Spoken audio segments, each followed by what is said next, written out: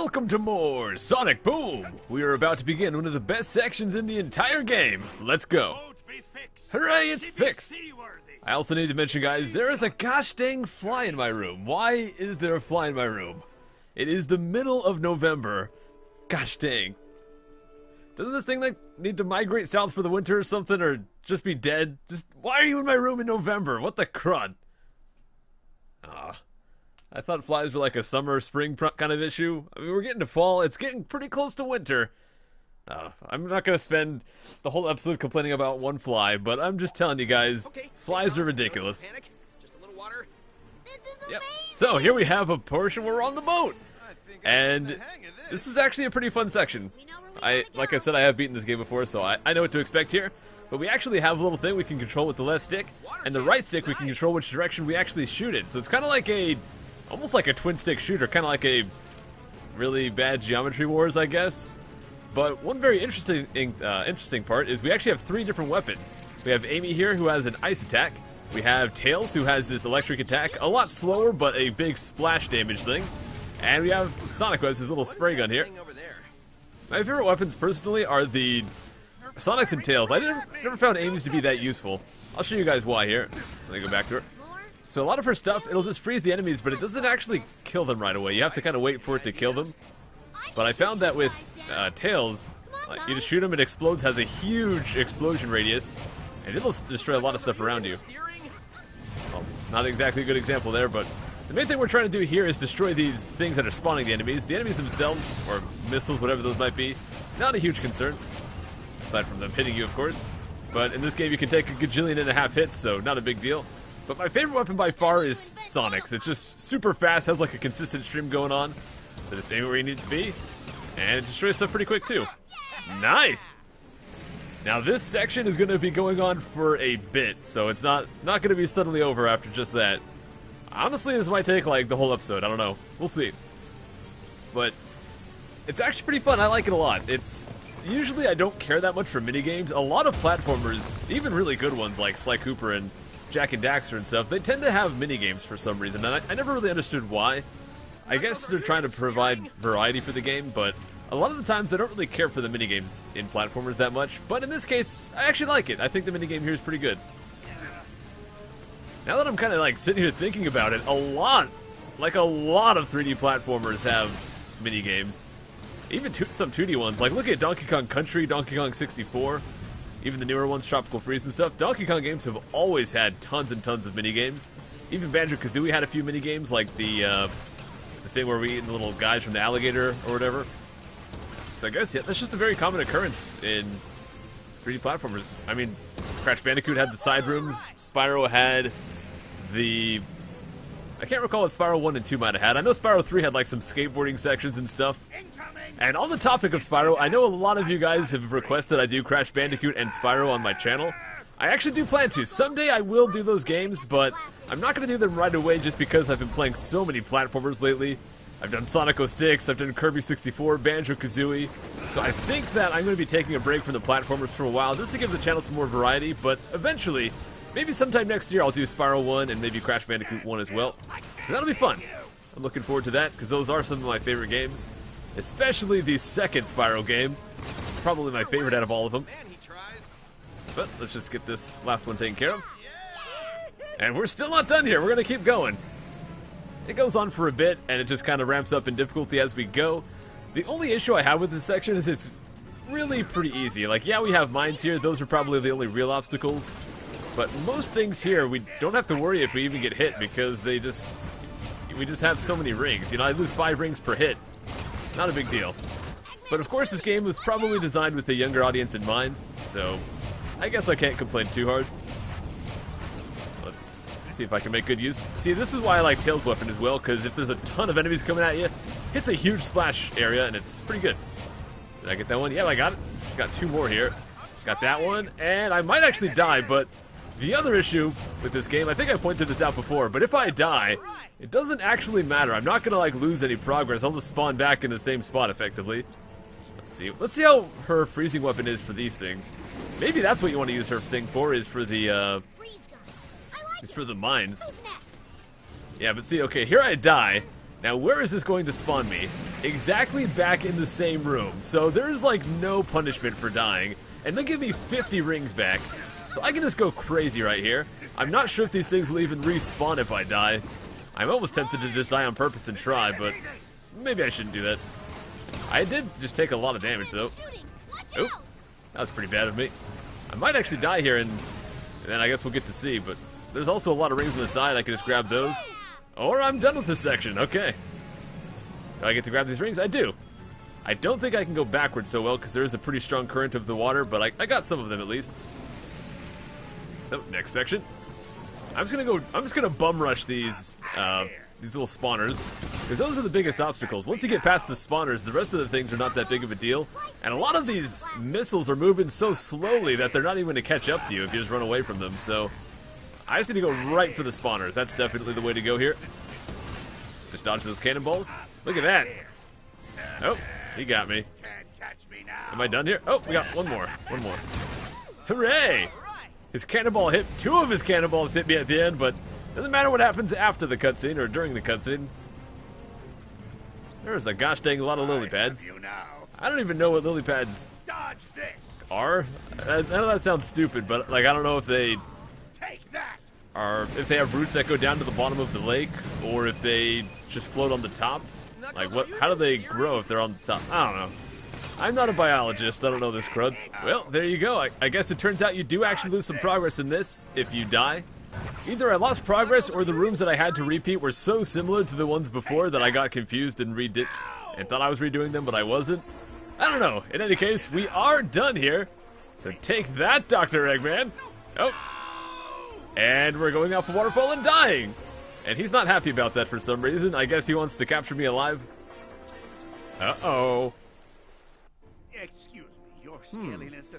Good news and bad news. And bad news. I like how he's just he's talking to him like he's royalty now. That didn't take long. The good news is I killed our mortal enemy, Sonic, and his stupid friends. Eggman, you have to know the #1 rule about deaths in movies and video games. We've been over this, man. If they are not confirmed dead on screen, no matter what happens to them, they fall off a waterfall, they explode. If they are not confirmed dead, they are not dead. That is the golden rule. So I guess we're going into the next stage here. I'm not sure if this is directly the next action stage or if it drops us back to the excavation site. I think this might directly just be the next action stage. Oh, heck yeah, it is! That means speed. And speed sections, yeah! A road. Roads are usually safe, yeah. I don't know why I'm going over here just to get 3 rings, but I did it. Are there any goodies over here to get? Well, there's our crashed boat right there. I'm not seeing... Oh, yep, there is a chest. And up here we have a bumper, which leads to another bumper. Oh, I saw a bunch of bumpers in the trees, so let's see where those might take me. I hit this one. Yeah. Ooh, nice. Alright, so let's go grab that chest, and then we'll go on the speed section. See, this is why you look around, guys.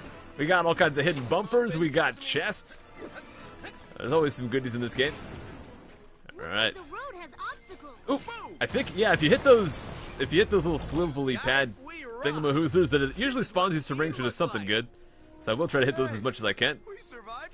You know what? Let's go over to Tails. We need to get him some love. I don't think I've been playing Tails as much as the other characters. Well, honestly, Knuckles is probably my least played, but we just played him last time, so I don't know. I'm trying to give everyone some love. I know there's a lot of fans of all the characters, although I'm not sure if anyone's a fan of Knuckles in this game. I feel like Knuckles fans are kind of disappointed with this design. I find in general, people are kind of indifferent about Sonic's design. People actually enjoy Tails and Amy's design, and people dislike Knuckles' design. So let me know your guys' thoughts. Is that how it works for you too? I'm kind of like that as well. I do like Tails and Amy's design. I'm indifferent about Sonic, and I'm kind of about Knuckles. So I think my opinions align with what I've seen the most common. We'll go through this. This section... never mind. I was going to say something, but it would be a spoiler, so never mind. Not going to spoil things. Whoa, right through that giant golden ring. I wonder what that's worth. Yo, if we could just grab the giant ring and not have to deal with these little ones, we could probably have, like, infinite life, man. I can see my house. Not a whole lot of obstacles here. that's kind of a consistent issue for me in this game, is that a lot of the times they have these interesting mechanics, but there's no obstacles. Like, right there's a couple of things to dodge back and forth, but if I get hit by it, it doesn't matter.